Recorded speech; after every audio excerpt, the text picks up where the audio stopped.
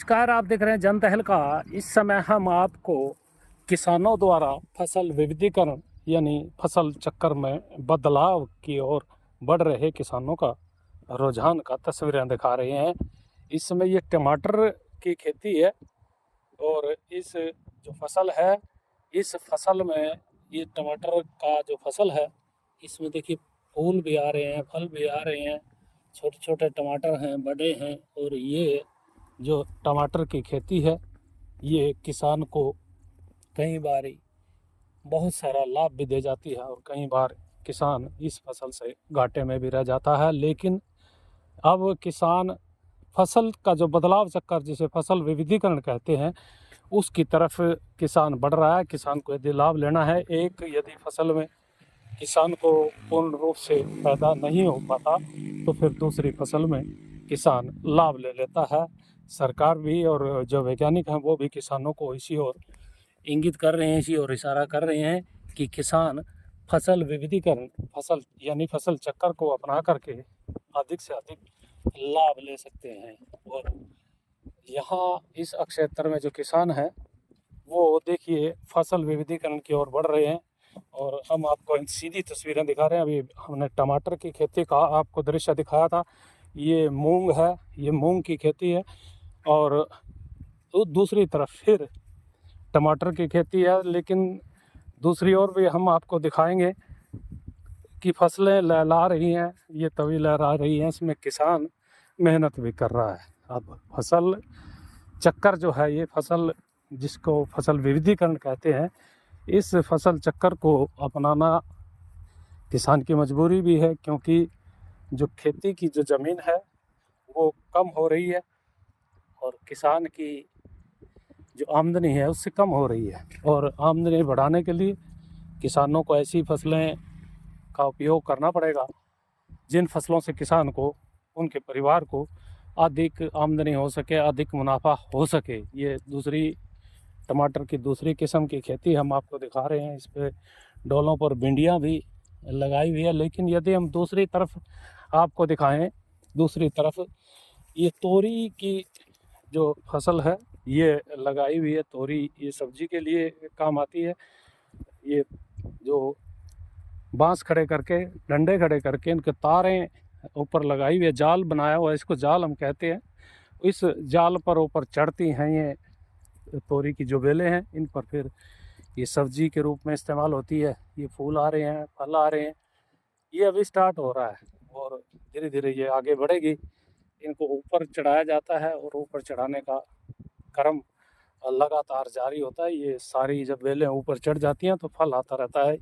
ये हम आपको दिखा रहे हैं फसल का बदलाव चक्कर। यदि ये फसल सही लग जाए किसान की तो फिर किसान के वारे न्यारे भी हो सकते हैं। लेकिन कई बार यदि भाव, बाजारी व्यवस्था ठीक ना हो तो फिर किसान को पीड़ा भी होती है, किसान को परेशानी भी होती है। हम आपको लगातार फसलों के विविधीकरण की ओर बढ़ रहे किसान के रुझान का दृश्य दिखा रहे हैं। यदि ये जो फसल विविधीकरण है, यदि ये किसान इसको विधि पूर्वक करे, वैज्ञानिक दृष्टि से करे और किसानों को मंडी में भाव पर्याप्त मात्रा में मिल जाए तो फिर किसान जो है वो लाभ में रहता है। और किसान को जब लाभ होता है फिर किसान का परिवार भी खुशहाल होता है और बाजारी व्यवस्था भी सुधरती है, क्योंकि किसान की जेब में जब पैसा होगा तो फिर बाजार में भी पैसा आएगा और बाजार भी खुशहाल होगा। इसलिए किसानों को सरकार बार बार हिदायतें दे रही है, बार बार निर्देशित कर रही है कि वो फसल विविधीकरण अपनाएं, क्योंकि बाजार में यदि सभी तरह की फसलें होंगी और कम मात्रा में बाजार में जब फसल पहुंचेगी तो उसके भाव भी ठीक लगेंगे, क्योंकि बाजार जो है वो डिमांड एंड सप्लाई पर चलता है उसका भाव।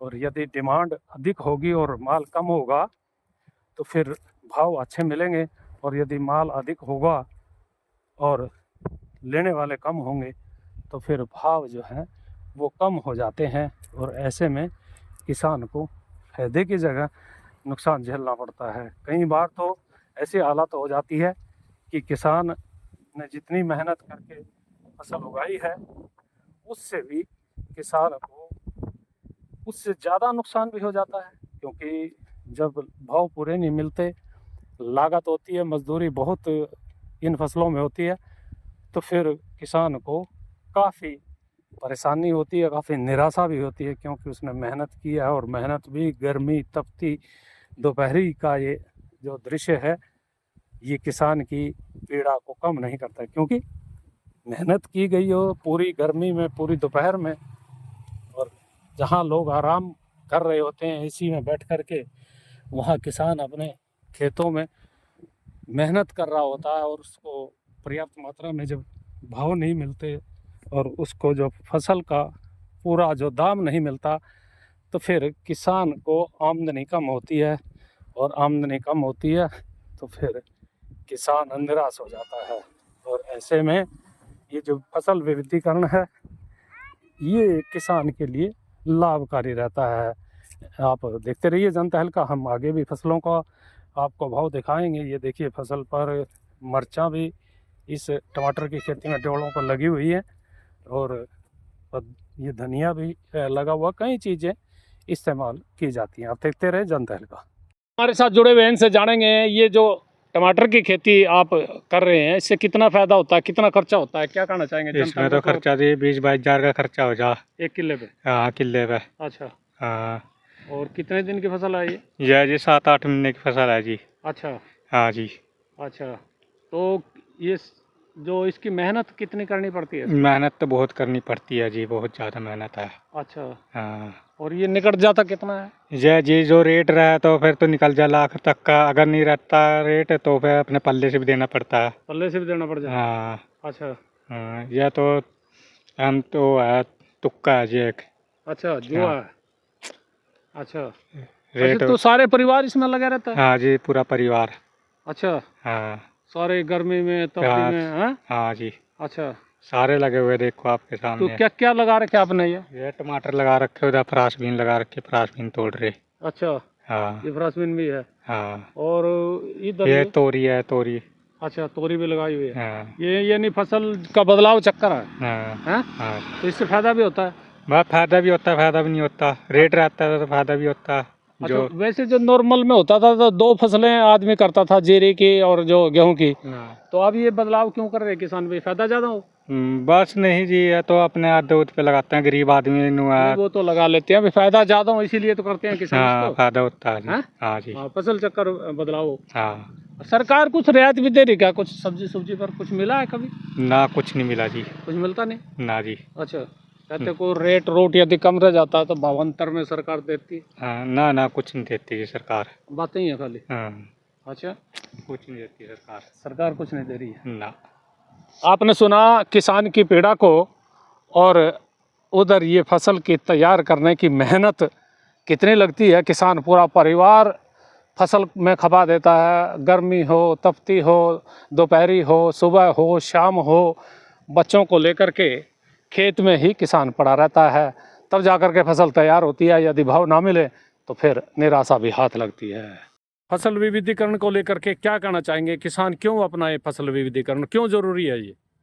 देखिए, आज की डेट में क्रॉप डाइवर्सिफिकेशन, फसल विविधीकरण बहुत अधिक ज़रूरी है। और वैसे ही हमारे इंद्री जो एरिया के फार्मर्स हैं वो इसके बारे में बहुत अधिक अवेयर हैं, और पिछले 2-3 साल से मैं देख रहा हूँ यहाँ पे क्रॉप डाइवर्सिफिकेशन बहुत अधिक जो है अपना रहे हैं फार्मर्स। जैसा कि हमारे यहाँ पे लगभग 17,000 एकड़ के करीब एरिया है इंद्री का, जो ब्लॉक का है, और उसमें लगभग 40,000 के करीब जो अभी वीट का जो है वो एरिया था। बाकी जो एरिया 18,000 के करीब यहाँ पे शुगर केन का एरिया है, और 4-5 हज़ार के एकड़ के करीब अभी यहाँ पे मक्का लगा हुआ है। ऐसे ही जो है अभी जायद में जो है मूंग, उड़द वगैरह, उसका भी काफ़ी एरिया यहाँ पे 3-4 हज़ार एकड़ के आसपास यहाँ पे अभी है। ये उसके फसल अलावा जो अभी हमारे वेजिटेबल्स का एरिया है यहाँ पे काफ़ी बढ़ रहा है, और यहाँ पे बागवानी का एरिया काफ़ी बढ़ रहा है। ये मतलब आप हमारे एरिया में फार्मर्स बहुत अधिक यहाँ अवेयर हैं। पीछे जो है अभी लहसुन का एरिया भी पिछले साल की अपेक्षा यहाँ पे काफ़ी बड़ा था, और यहाँ पे सरसों का एरिया भी काफ़ी है। मतलब टोटल मिला के करनाल एरिया की, अगर करनाल डिस्ट्रिक्ट की बात करूँ, तो क्रॉप डाइवर्सिफिकेशन इंद्री एरिया में सबसे अधिक है। इसके फायदे क्या हैं, क्या कहना चाहेंगे किसानों देखिए को? इसका सबसे अधिक तो फ़ायदा ये है कि जैसे क्रॉप को हम अलग अलग, जैसे अभी शुगर केन की भी कर रहे हैं क्रॉप, या वेजिटेबल्स भी ले रहे हैं, मूंग उड़द ले रहे हैं, एक तो इससे जो सोइल की जो उर्वरा शक्ति है वो बढ़ती है। वीड कंट्रोल का सबसे बढ़िया ये साधन है। नेचुरली इसमें जैसे गन्ना कर लेते हैं एक क्रॉप में, तो आगे वीड्स जो है ख़त्म हो जाते हैं। उसके बाद फिर पैडी करते हैं, उसमें वीड जो है ऑटोमेटिकली जो है ना ख़त्म हो जाते हैं और उसका प्रोडक्शन बढ़ता है। जैसे मूंग वाली फसलें बीच में ले लेते हैं, उससे जो है सोयल की जो है उर्वरा शक्ति जो है बढ़ती है। और मंडी में जैसे अभी अगर पूरा एरिया, जैसे अभी वीट का सीजन चला हुआ था, अगर पूरा एरिया ही वीट का है तो उसमें फार्मर्स को फसल अपनी ले जाता है, एकदम से मंडी फुल हो जाती है।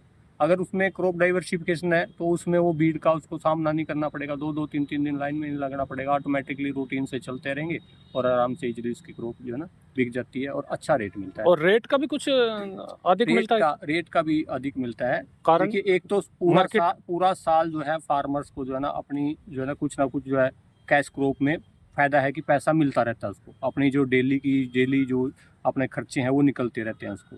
और मजदूरों की उसको दिक्कत नहीं आती, क्योंकि एकदम से सीजन ना आके कुछ ना कुछ जो है ना, अगर सारे फार्मर्स अलग अलग से लगाएंगे तो कुछ को आज ज़रूरत है, कुछ को कल ज़रूरत है, उसकी भी पूर्ति हो जाती है। और अपने जो प्रोडक्शन को, अब मान लो एक चीज़ का रेट कम मिलता है एक वेजिटेबल का, तो दूसरी का मिल जाएगा, तीसरी क्रॉप का, उसका जो बैलेंस जो है वो बना रहता है और हर मतलब पूरा साल उसको इनकम का सोर्स बना रहता है।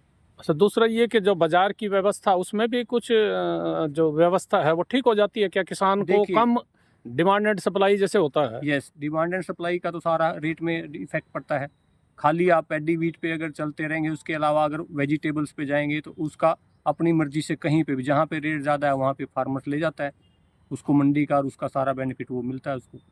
तो किसानों को क्या सलाह देंगे आप? मेरी किसानों को यही सलाह है, वैसे तो हमारे जो फार्मर्स है काफ़ी अवेयर हैं इसके बारे में, इंद्री एरिया के क्रॉप डाइवर्सिफिकेशन के, और इसको अपना भी रहे हैं। मेरी आपके चैनल के माध्यम से सभी फार्मर्स को ये सलाह है कि एक फसल ना लगा के, अगर जैसे किसी के पास 10 एकड़ है तो उसमें 5 एकड़ में एक फसल लगाओ, 2 में वेजिटेबल कर लो या कुछ बागवानी कर लो, और 2 में दूसरी गन्ना वगैरह वो लगाओ।